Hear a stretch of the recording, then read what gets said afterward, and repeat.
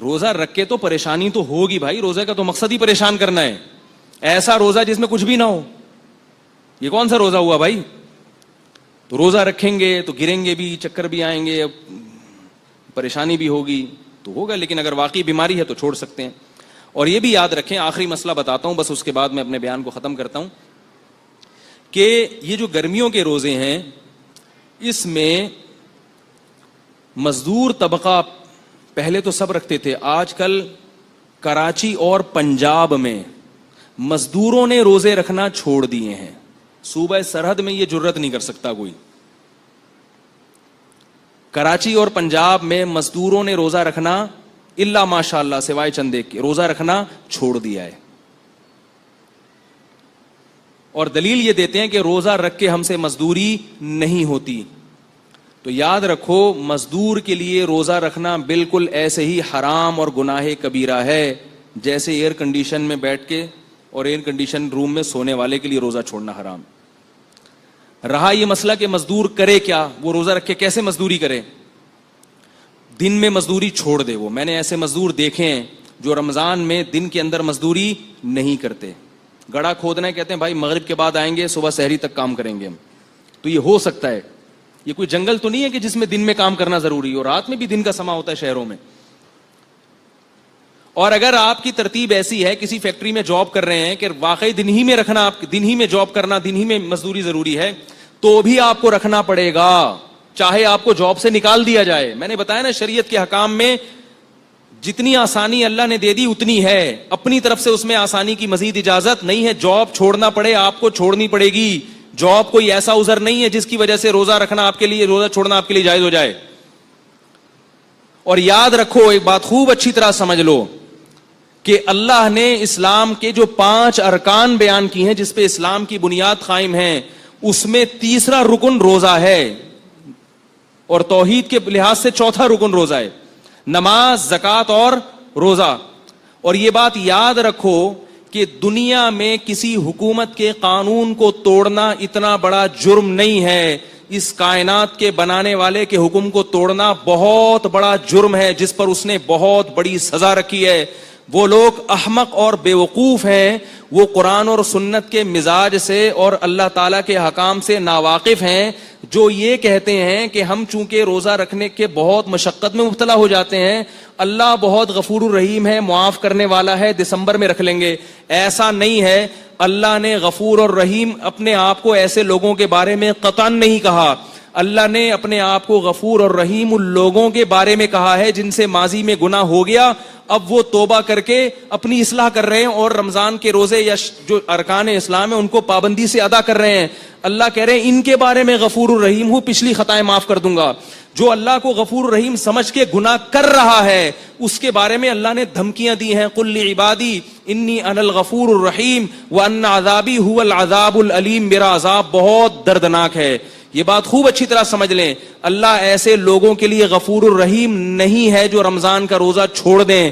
اللہ ایسے لوگوں کے لیے عزیز ذو انتقام ہے, زبردست انتقام لینے والا, اور اس کا حق ہے کہ وہ آپ سے انتقام لے. کیوں؟ اس نے سارے سال آپ کو پورے سال آپ کو کھلایا پلایا, اتنی نعمتیں دی اس نے. ہم اگر صرف خوراک پر غور کریں, خوراک پر کتنا کھاتے ہیں, کھا کھا کے بیمار ہو جاتے ہیں, کیا اس کا یہ حق نہیں ہے کہ وہ 1 مہینہ صرف دن کی روشنی میں آپ پر کھانے کی پابندی لگا دے اور آپ کہیں گے نہیں میرے لیے یہ عمل بہت مشکل ہے؟ وہ عذاب دے گا اس پر. اس میں یہ دماغ سے نکال دیں کہ اللہ کی رحمت کی امیدیں لگا کے بیٹھ جائیں کہ میں مزدور ہوں, میں یوں ہوں, میرے سے ہوتا نہیں, میرے تو یہ کرنا ہے, میرے تو ڈرائیور ہوں, میں تو.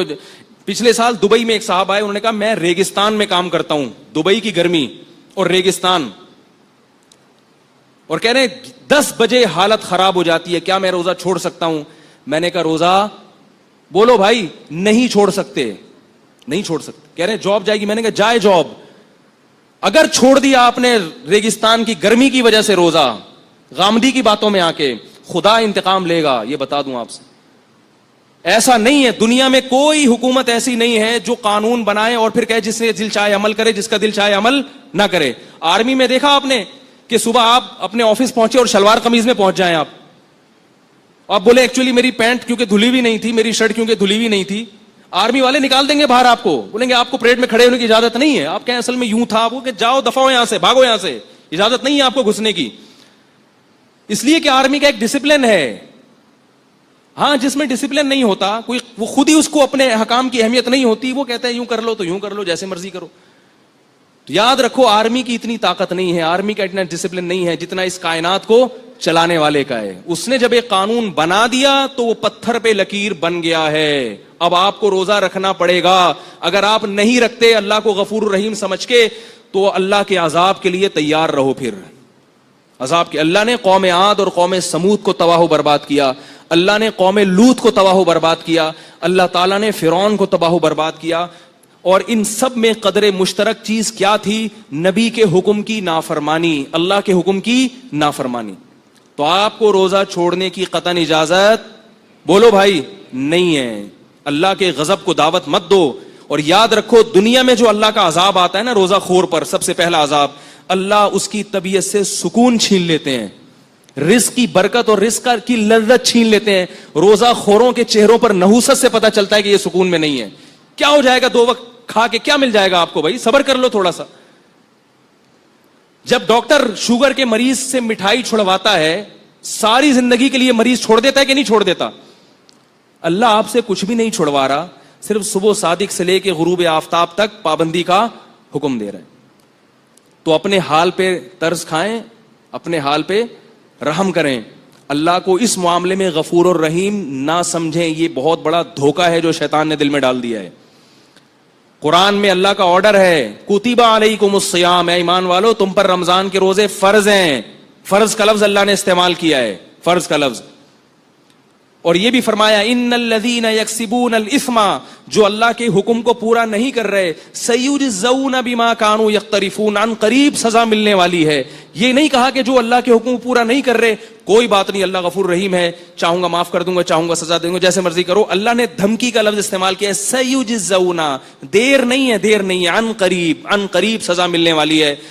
اور افسوس اس پر ہے کہ آج روزہ کھایا بھی جا رہا ہے اور کھلے عام کھایا جا رہا ہے. اور یہ بیوقوف سمجھتا ہے کہ مجھ پر چونکہ اللہ کا عذاب نہیں آ رہا، مجھ پر چونکہ اللہ کا عذاب نہیں آ رہا لہذا اگلے سال بھی کھاؤں گا. تو میرے بھائی لوط علیہ السلام کی قوم پر بھی اللہ کا عذاب اس وقت نہیں آیا جب لوط علیہ السلام اس قوم کو سمجھا رہے تھے. قوم عاد پر بھی اس وقت اللہ کا عذاب نہیں آیا جب قوم عاد کو ان کے نبی سمجھا رہے تھے. سنستدرجهم من حيث لا يعلمون، اللہ فرماتے ہیں ہم ان نافرمانوں کو ایسے ڈھیل دیں گے کہ ان کو پتہ بھی نہیں چلے گا. اللہ کی عادت ہے کہ جب کوئی اللہ کی نافرمانی کرتا ہے، عادت یہ ہے، اور اس پہ اکڑتا بھی ہے تو اللہ اس کو ڈھیل دیتے ہیں، اس کے لیے نافرمانی کے دروازے مزید کھول دیتے ہیں کہ کر لے، جی بھر کے کر لے، جہنم میں نے تیرے لیے تیار کر کے رکھی ہے، تو جی بھر کے کر لے، یہ حسرت نہ رہے کہ میں نے نہیں کی.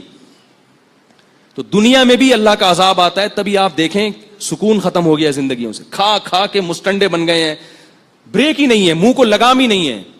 ایک چھوٹی سی بات بتا کے بیان ختم کرتا ہوں. ایک بہت ہی کھاؤ پیو والا آدمی کسی کمپنی میں گیا،